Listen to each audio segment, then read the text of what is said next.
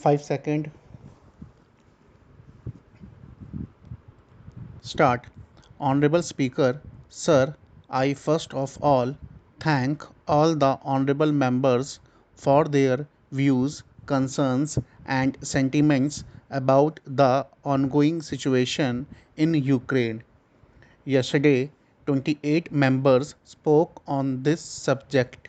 I listened to all of them with great attention, and all of them made some points of relevance and consideration. Mr. Speaker, Sir, we strive to ensure that foreign policy is a subject of maximum consensus in the country.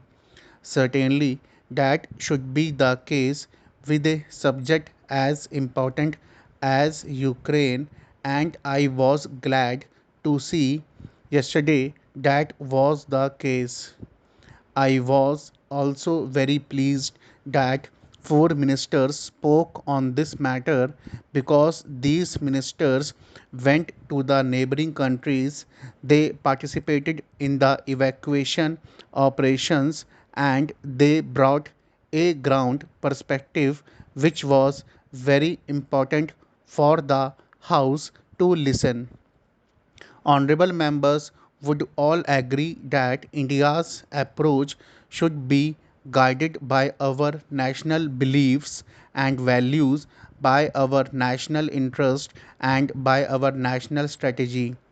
Let me dwell on each of these aspects before addressing some of the specific issues that were brought up by honorable members yesterday. What is India advocating in Ukraine? We are first and foremost strongly against the conflict.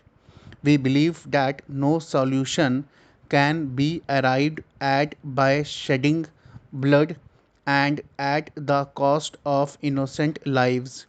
In this day and age, dialogue and diplomacy are the right answers to any dispute, and one should bear in mind that the contemporary global order has been built on the UN Charter on respect for international law and for the sovereignty and territorial integrity of all states.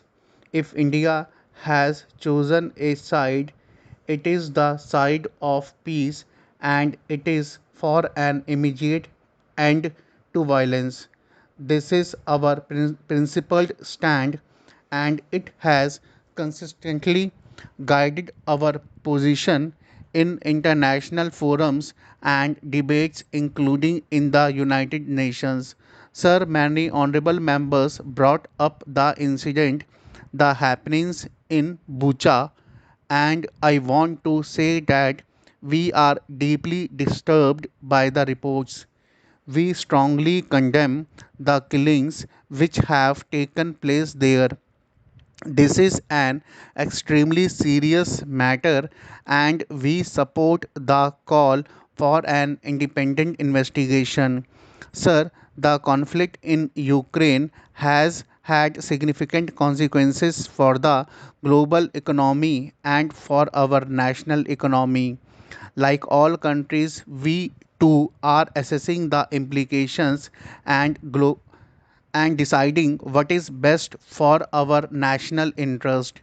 Members are aware that in a complex and globalized world, every nation takes into account the reality of interdependence. Therefore, even as they express their position in words and deeds, they also adopt policies that safeguard the well being of their population. As a result, we have seen even in Europe that energy flows continue despite tension. Similarly, a conscious effort was made to insulate the fertilizer market from volatility. There are numerous other measures and other domains, including financial and payment carve outs. Even non essential goods that have for individual economies have been factored in the equation. So, what should India do in these circumstances at a time when energy costs have spiked? Clearly, we need to ensure that the common person in India is not subject to an additional and unavoidable burden. Similarly, fertilizer prices have a direct implication for the livelihood of the majority of our population and indeed for food prices for all of us. Even the security of the nation is at stake as we maintain our defense posture in the manner that the current security challenges warrant. All these are legitimate pursuits of national interest by India. They are similar to what other nations are doing from their particular perspective. Attributing a political coloring to it is uncalled for, it is unfair. I do not even wish to get into which country is doing how much. Eventually, the numbers will speak for themselves. Additionally, there was a natural concern for our citizens, especially our students who were trapped in conflict zones. The House will recall that I had made a suo moto statement on this subject, but some comments were made yesterday about Operation Ganga. I would like to respond to that a little later.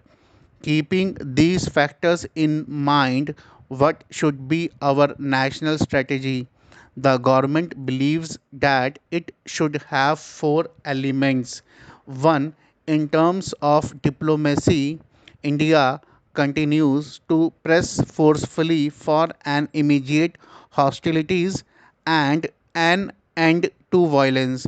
We encourage talks between Ukraine and Russia, including at the level of their presidents. The Prime Minister himself has spoken to them both in this regard. This was precisely the message that was conveyed to Russian Foreign Minister Sergei Lavrov when he was in Delhi. If India can be of any assistance in this matter, we will be glad to contribute. 2. The ground situation calls for urgent humanitarian relief. We have already provided 90 tons of relief material. I was glad to see that many honorable members yesterday noted it and appreciated it. We did it even while we were in the middle of an evacuation. So I think that also is a factor that should be recognized. Ukrainian Deputy Prime Minister called me a few days ago to request for supply of more medicines. The house will be glad to know that this is underway and delivery should start very soon. 3. We will work with the international community and partner countries to mitigate the economic hardships that are resulting from this conflict. Obviously, our focus is to soften its impact on our own economy, but equally, there are partners who are going through very tough times. Coordinating on lowering energy prices is one collective initiative.